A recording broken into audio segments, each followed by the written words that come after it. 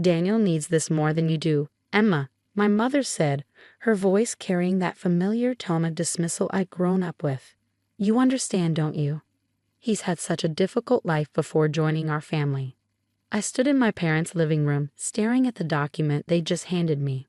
The inheritance from my grandmother's estate. Everything from her Victorian mansion to her substantial savings had been signed over to my adopted brother Daniel. Besides, my father added, not looking up from his newspaper, you're doing fine with your teaching job. Daniel's still trying to find his path. At 29, I'd spent my entire life hearing similar justifications. Daniel had joined our family when I was 12 and he was 10. From that day forward, every decision, every family resource, every ounce of attention had been directed toward making him feel secure and loved. A noble goal, perhaps, but one that came at the cost of slowly erasing me from the family portrait. Did you even read Grandma Rose's will? I asked, my voice steadier than I felt. She was very specific about how she wanted her estate distributed. My mother waved her hand dismissively. Your grandmother would have understood. She always put family first. Family first. The words echoed in my head, bitter and hollow. Yes, Grandma Rose had always put family first, but her definition of family went deeper than mere legalities. She was the only one who saw how I disappeared piece by piece in the shadow of my parents' devotion to Daniel. I thought about the afternoons I'd spent with her in her garden, learning the names of every flower, every herb, every tree.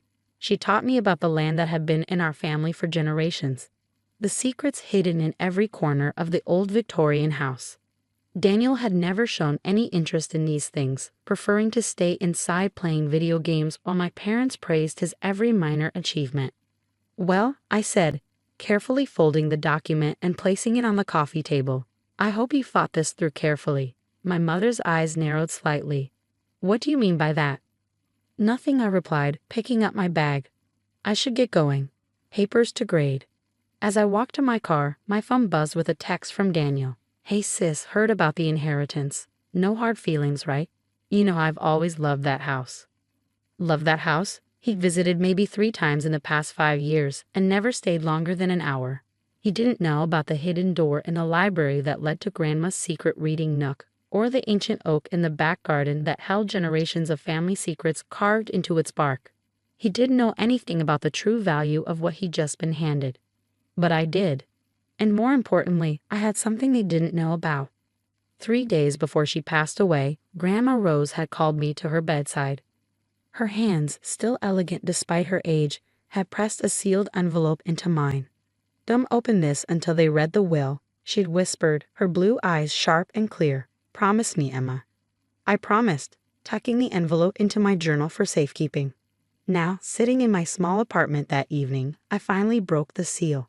Inside was a letter, written in my grandmother's distinctive handwriting, and a small antique key I recognized from her jewelry box.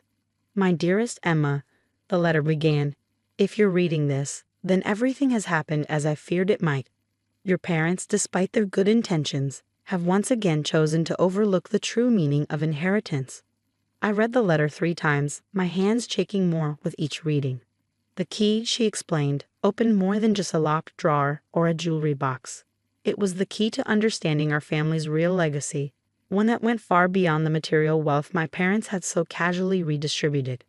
The true inheritance, she wrote, has always been meant for the one who understands the heart of our family's history. You, my dear Emma, are the only one who has taken the time to learn our stories, to care for our traditions, to love the land as I have. What awaits you in the old oak's heart will prove that some legacies can't be given away by those who don't understand their value. I held the key up to the light, watching it glint with possibilities. Tomorrow was Saturday, no classes to teach, no papers to grade. I could drive out to the house early, before Daniel or my parents decided to start making changes. Grandma Rose had taught me that timing was everything, whether in planting gardens or revealing truths. The time had come to uncover what she'd really left behind, and why she'd been so certain it would find its way to the right heir. I slipped the key onto my grandmother's old silver chain and fastened it around my neck. Let them have the house for now. The true inheritance, I suspected, was something far more precious than brick and mortar. And I was the only one who knew where to find it. The Victorian mansion loomed before me in the early morning light, its weathered brick and intricate woodwork telling stories only I could read. I parked my car at the far end of the circular driveway, away from the front windows. Even at this hour, I couldn't risk my parents making a surprise visit and spotting my car. The key felt warm against my skin as I made my way around to the garden gate. Years of helping Grandma Rose tend to her beloved plants had taught me how to oil the hinges just right. It opened silently, welcoming me home like an old friend. The morning dew soaked through my shoes as I crossed the garden, heading straight for the ancient oak tree. Its massive trunk bore the marks of generations, initials carved by love-struck teenagers, height marks of children long grown, and secret symbols whose meanings only Grandma Rose and I had known. The heart of the oak, I murmured, running my fingers along the rough bark. What were you trying to tell me, Grandma? A text message buzzed in my pocket, making me jump. It was from Daniel. Hey, bringing some contractors by the house today. Thinking of modernizing a bit. That old wallpaper's got to go.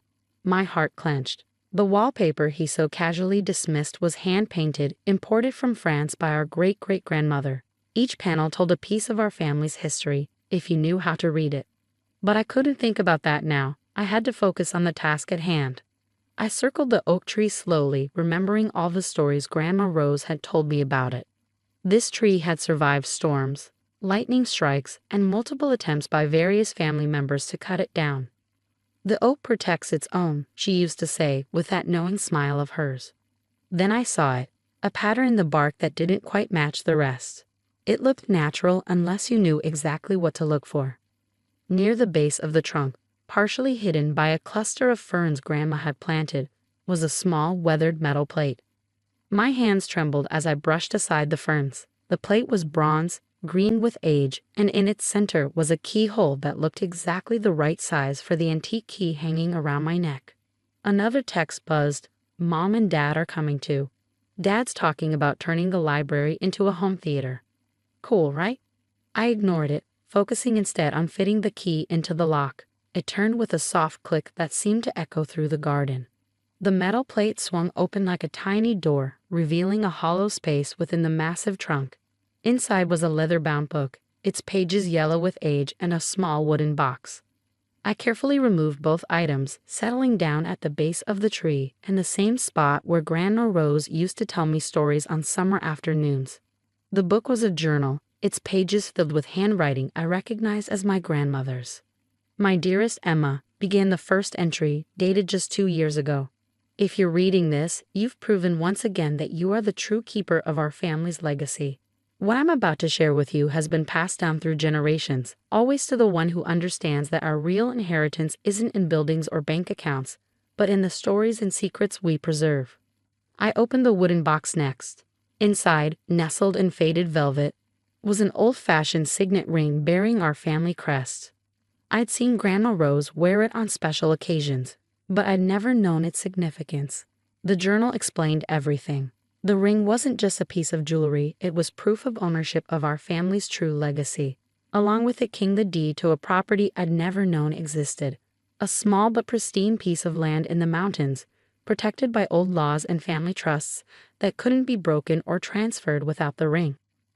This land, Grandma Rose had written, has been our family's sanctuary for generations. While others fought over mansions and money, the ones who truly understood our heritage protected this place. It's where we've kept our most precious documents, our real treasures, and our most important secrets. Now it's your turn to be its guardian. My phone buzzed again. A photo this time.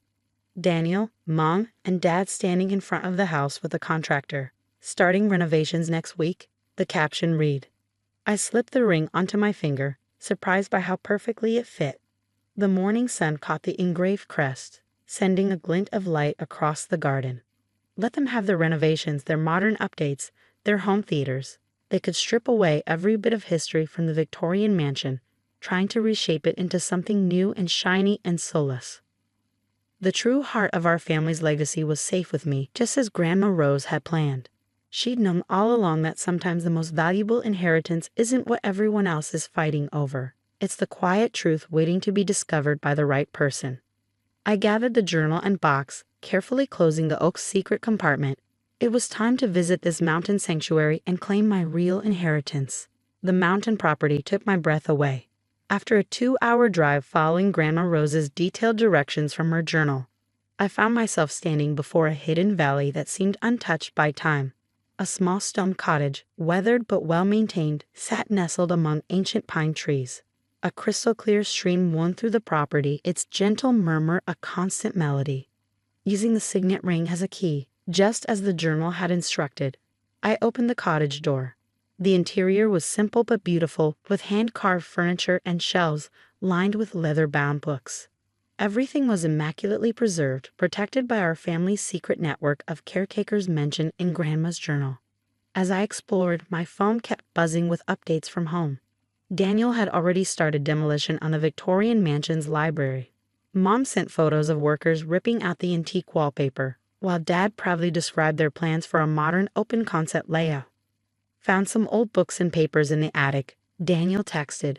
Probably just junk, but letting the contractors clear it out. I smiled, running my fingers along the real treasure trove of family documents safely stored in the cottage's study. Grandma Rose had gradually moved everything of true historical value here over the years, leaving only the everyday items behind in the mansion. The afternoon sun streamed through the cottage windows as I settled into a comfortable window seat, one that reminded me of countless hours spent reading with Grandma Rose. I opened her journal to the final pages I hadn't had time to read before. "Emma, my darling girl," she'd written, "by now you've discovered our family's true sanctuary. But there's one more thing you need to know.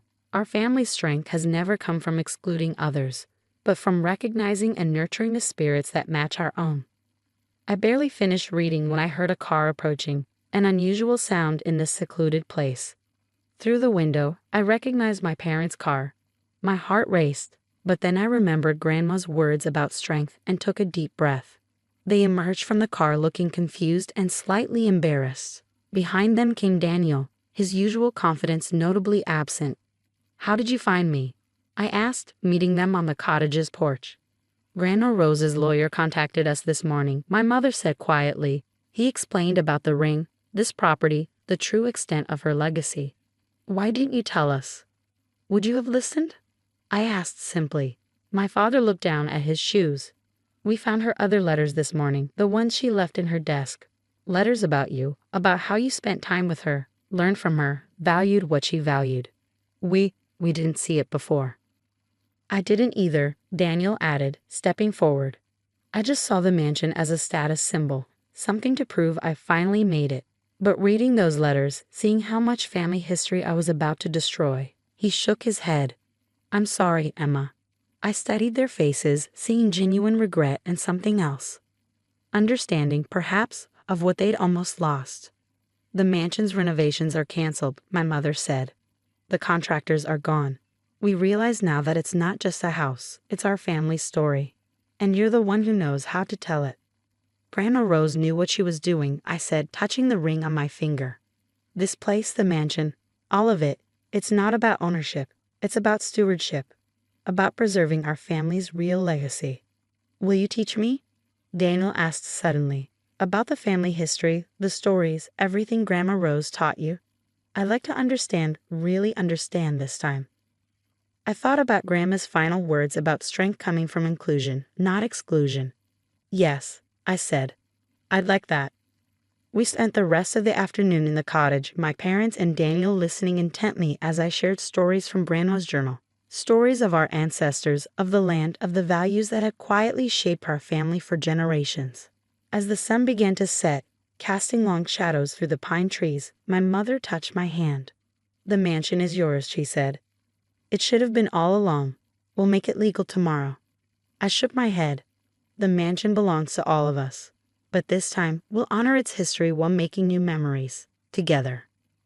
Daniel smiled, holding up an old family photograph he'd found in one of the cottage's albums. "Think you can teach me about this wallpaper everyone keeps talking about?" Looking at my family gathered in this sacred space, I felt Grandma Rose's presence more strongly than ever. She'd known that sometimes the greatest inheritances aren't things that can be bought or sold, but the moments when hearts finally open to understanding what truly matters. "Come on," I said, standing up. Let's start with the story of how our great-great-grandmother smuggled that wallpaper out of France during a revolution. It's quite the tale. And in that moment, surrounded by the legacy of love and wisdom Grandma Rose had preserved, I knew that this sharing, this understanding, this coming together, was the greatest inheritance of all.